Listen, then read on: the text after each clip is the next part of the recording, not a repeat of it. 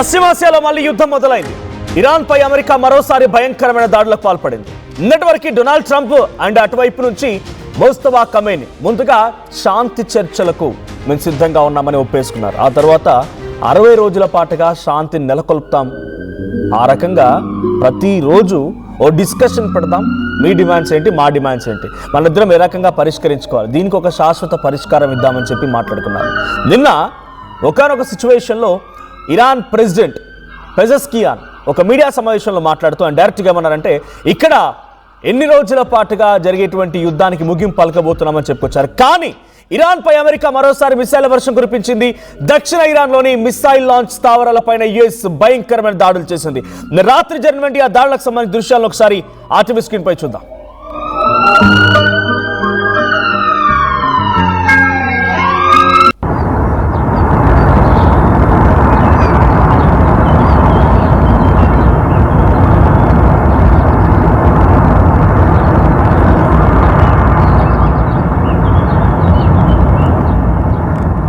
Right, ఎక్కడి నుంచి అయితే తమ మిసైల్ని ఇరాన్ లాంచ్ చేస్తోందో, ఎక్కడి నుంచి అయితే ఆ డ్రోన్స్ని ఎగరేస్తోందో, యుఎస్ని, ఖతార్ని, బనామాని, బహ్రెయిన్ని, యుఏఈని, ఈ ప్రాంతాలను టార్గెట్ చేసి ఇరాన్ ఎక్కడి నుంచి అయితే తమ స్థావరాల నుంచి ఈ ఎక్కువ పెట్టేటువంటి పరిస్థితిని చేస్తోందో అక్కడే ఇప్పుడు ఎగ్జాక్ట్గా అమెరికా టార్గెట్ చేసింది.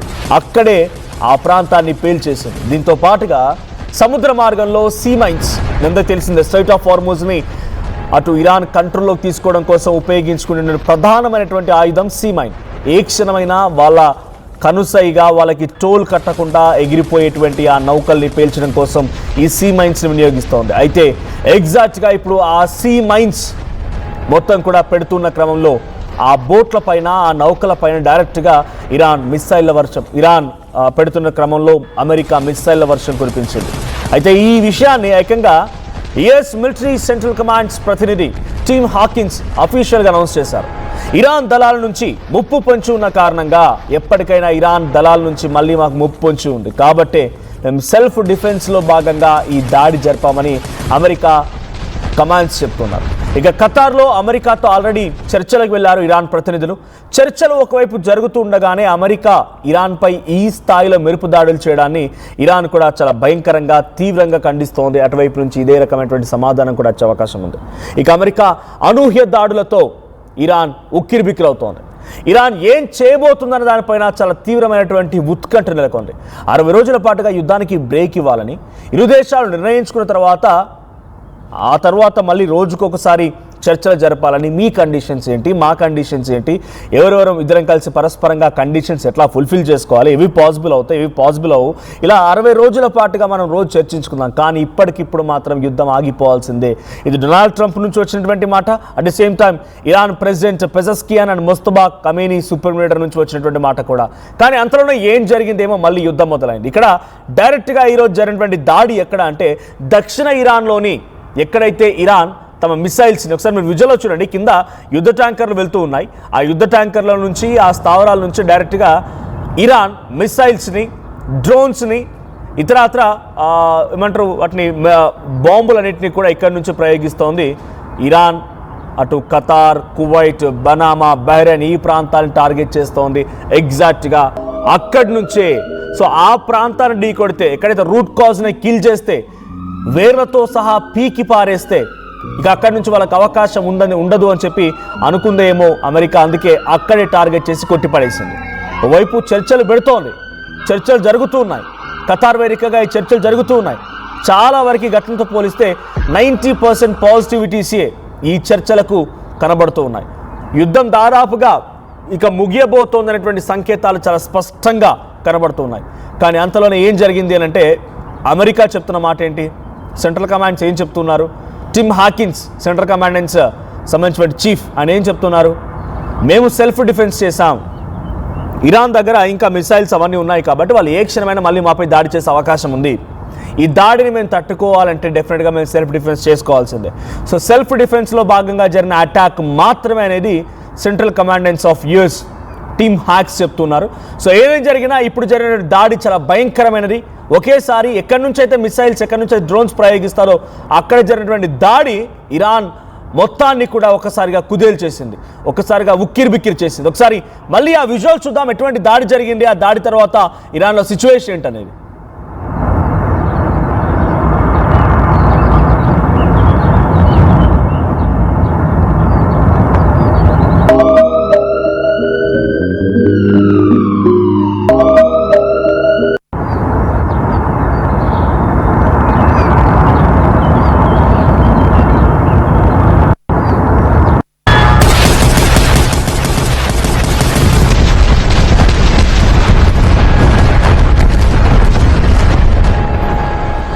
రైట్, చూస్తున్నారు కదా విజువల్స్, చాలా భయంకరమైన దాడి. దక్షిణ ఇరాన్ ప్రాంతంలో ఉన్నటువంటి ఈ మిసైల్ సెంటర్ ఎక్కడి నుంచి అయితే వాళ్ళు ప్రయోగించబోతున్నారో ఆ ప్రయోగించేటువంటి ఆ ప్లేస్ నుంచే భయంకరమైన అటాక్ జరిగింది. నిన్నటి వరకు యురేనియం రిజర్వ్స్ ఉండకూడదు, ఇది ఇరాన్ పైన అమెరికా పెట్టిన కండిషన్. దానికి దాదాపుగా ఇరాన్ కూడా అంగీకరించింది. పెజెస్కియాన్ ఏం మాట్లాడుకొచ్చారన్న, ఆయన ఏమన్నారంటే ఇరానియన్ ప్రెసిడెంట్ ఏం చెప్పుకొచ్చారంటే, మా ఉద్దేశం ప్రపంచ దేశాల అశాంతి నెలకొల్పడం కాదు, మేము ప్రపంచ దేశాలను ఇబ్బంది పెట్టదలుచుకోలేదు, మాకు యురేనియం రిజర్వ్స్ ఉన్నంత మాత్రం అది మాకు పవర్ అవుతుంది మేము అనుకోం, ఎందుకంటే ఈ పవర్ వేరే మీద ప్రయోగిస్తే ప్రపంచ అశాంతి కలుగుతుంది, కాబట్టి అది మాకు లేకపోయినా పర్వాలేదు, మాకు కావాల్సింది ప్రపంచ దేశాలని కూడా పీస్గా ఉండడం, సో అది మేము కోరుకుంటున్నాం. కాబట్టి యురేనియం రిజర్వ్స్ని న్యూట్రల్ చేయడానికి కూడా సిద్ధంగా ఉన్నాం, బట్ ఆన్ వన్ కండిషన్, పూర్తి స్థాయిలో కాదు, ఏదో ఒక చోట డెఫినెట్గా యురేనియం రిజర్వ్స్ని మేము ఎస్టాబ్లిష్ చేసుకోవాల్సిందే, జస్ట్ మాకు మేము ప్రొటెక్ట్ చేసుకోవాలి కాబట్టి ఎవరిపై ప్రయోగించడానికి కాదు. కానీ అంతేగాని దేశంలో ప్రపంచంలో ఇది అశాంతి నెలకొల్పడం మా ఉద్దేశం కాదు అని చెప్పుకొచ్చి దాదాపుగా అమెరికా పెట్టిన కండిషన్ని యాక్సెప్ట్ చేసింది ఇరాన్. ఒక మంచి న్యూట్రలైజ్ అయ్యే అవకాశం ఉంది యుద్ధం. సో పాజిటివిటీ రియాక్షన్స్ వస్తూ ఉన్నాయి. కానీ ఇదే క్రమంలో అమెరికా దాడి చేసి ఇప్పుడు అమెరికా చెప్తున్నటువంటి మాట ఏంటి అని అంటే సెల్ఫ్ డిఫెన్స్ అనేటువంటి పదంతో మొత్తం ఇరాన్పై చేసిన దాడి మొత్తాన్ని కూడా కప్పిపుచ్చుకొని ఈ రకంగా మాట్లాడుతుంది అమెరికా. చూడండి, ఆ వరుస దాడు ఆ యుద్ధ ట్యాంకర్ల పైన, అక్కడ అఫ్కోర్స్ వాళ్ళ దేశాన్ని రక్షించుకోవాలి కాబట్టి వాళ్ళు యుద్ధ ట్యాంకర్లు మోహరించుకుంటారు, లేకపోతే ఇంకేదైనా చేస్తారు. అటాక్ చేసినప్పుడు డెఫినెట్గా నువ్వు అటాక్ చేసావు, రిప్లై ఇచ్చావు, దాని తదనుగుణంగా అక్కడ కౌంటర్ అటాక్ జరిగింది అనుకుంటే ఏదో అనుకోవచ్చు. కానీ ముందుగానే అటాక్ చేసి ఓవైపు చర్చలు జరిపి ఇటువైపు కొట్టడము, ఈ రకంగా ధ్వంసం చేయడము, మళ్ళీ చర్చలు కావాలి, మీ దగ్గర యురేనియం రిజర్వ్స్ ఉన్నాయి, న్యూట్రలైజ్ కావాలని చెప్పి డిమాండ్లు పెట్టడం. డొనాల్డ్ ట్రంప్ యొక్క వైఖరి డెఫినెట్గా ఇట్స్ ఎ క్వశ్చన్ మార్క్. ఎప్పుడు ఏ రకంగా ఆయన మారుతారో, ఆయన మాటలకి ఆయన చేతులకి ఏమాత్రం పొంతనం లేకుండా ఉంటుంది అనేది ఆయన ప్రెసిడెంట్ అయిన తర్వాత నుంచి, సెకండ్ టర్మ్ ప్రెసిడెంట్ అయినప్పటి నుంచి మనం చూస్తూనే ఉన్నాం. భారత్పై మాట్లాడిన మాటలు కానీ, చైనాపై మాట్లాడిన మాటలు కానీ, పాకిస్తాన్కి ఇస్తున్నటువంటి సహాయం కానీ, ఇప్పుడు ఖతార్ వేదికగా ఇరాన్తో చర్చలు జరుగుతున్న క్రమంలో అక్కడ చర్చలు ఏ రకంగా ఉంటాయి వాళ్ళే చెప్పుకొచ్చారు. 60 days ఈరోజు ఆగిపోయే చర్చలు కాదు, 60 రోజుల పాటుగా జరుగుతాయి. బట్ ఉన్న పలంగా శాంతి ఒప్పందం అయిపోవాలి. ఒప్పందం ఏంటంటే మీరు మా అమ్మాయి అటాక్ చేయకండి, మేము మీపై అటాక్ చేయం. It's not cease fire, permanent piece. కానీ ఈ పర్మనెంట్ పీస్ కోసం పెట్టిన కండిషన్స్ మాత్రం 60 days వరకు డిస్కషన్స్ జరగాలి. ఇది వాళ్ళు పెట్టిన కండిషన్స్. ఇంకా డే 1 మొదలే కాలేదు, అంతలోనే ఆయన స్టేట్మెంట్ పాస్ చేసినటువంటి కొన్ని హార్స్లోనే, డొనాల్డ్ ట్రంప్ ఆ స్టేట్మెంట్ పాస్ చేసిన గంటల్లోనే ఈ రకమైన దాడి జరిగి మళ్ళీ చాలా భయంకరంగా దక్షిణ ఇరాన్ ప్రాంతంలో ఉన్నటువంటి ఆ మిసైల్ సెంటర్ని ప్రయోగించినటువంటి ఆ సెంటర్ని పూర్తిగా అంతమొందించింది అమెరికా.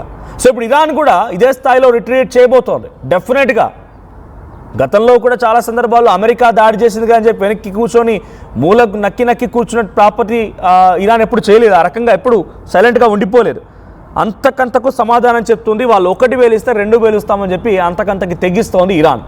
సో ఇప్పుడు అమెరికా చేసిన దాడి డెఫినెట్గా రిటీరియేట్ ఇరాన్ కూడా చేయబోతోంది. ఏదో ఒక సమయంలో సమయం చూసి అదును చూసి అవసరమైతే ఖతార్లో ఎక్కడ చర్చలు జరుగుతున్నాయి, ఆ చర్చలు జరిగే ప్రాంతం పైన అమెరికా ప్రతినిధులే టార్గెట్గా దాడులు చేసిన ఆశ్చర్యపోకండి.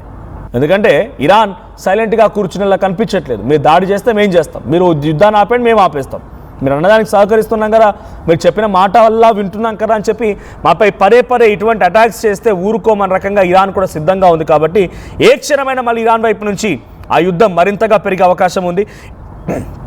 ఈ యుద్ధం ఆగుతుంది అనుకున్న ప్రతిసారి మళ్ళీ ఇంకా భయంకరంగా యుద్ధం జరుగుతూనే ఉంది. సో నిన్న రాత్రి జరిగినటువంటి ఈ దాడి ఇప్పుడు మళ్ళీ మిడిల్ ఈస్టర్న్ కంట్రీస్లో చాలా భయంకరమైనటువంటి పరిస్థితులకు దారితీసింది.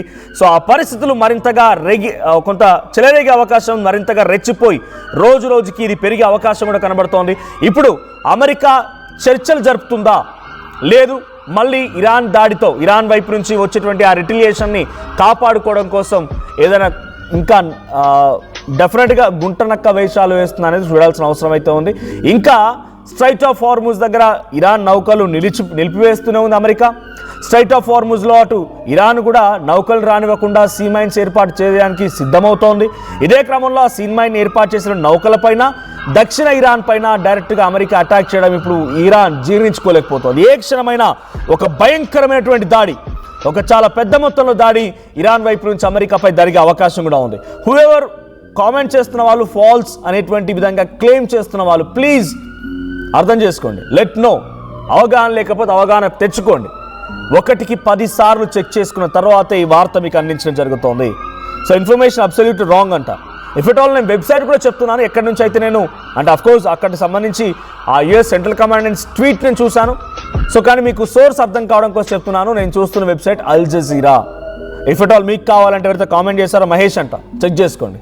కానీ మీకు తెలియక మీకు అవగాహన రాక ఇష్టం ఉన్నట్టుగా రాంగ్ అని చెప్తే మాత్రం ఏం చేయలేము. ఇప్పుడు అటాక్ జరుగుతోంది. ఈ అటాక్ సంబంధించి విజువల్స్ కూడా మీరు చూస్తున్నారు.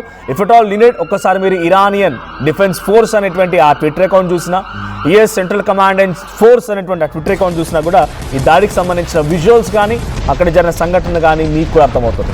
So please do comment your opinion. ఇక్కడ అమెరికా మళ్ళీ తప్పటడుగు వేస్తుంది అనుకుంటున్నామా? ఈ యుద్ధం మరింతగా అమెరికా రెచ్చగొట్టాలనుకుంటోందా? మీ అభిప్రాయం ఏంటి? కామెంట్ చేయండి.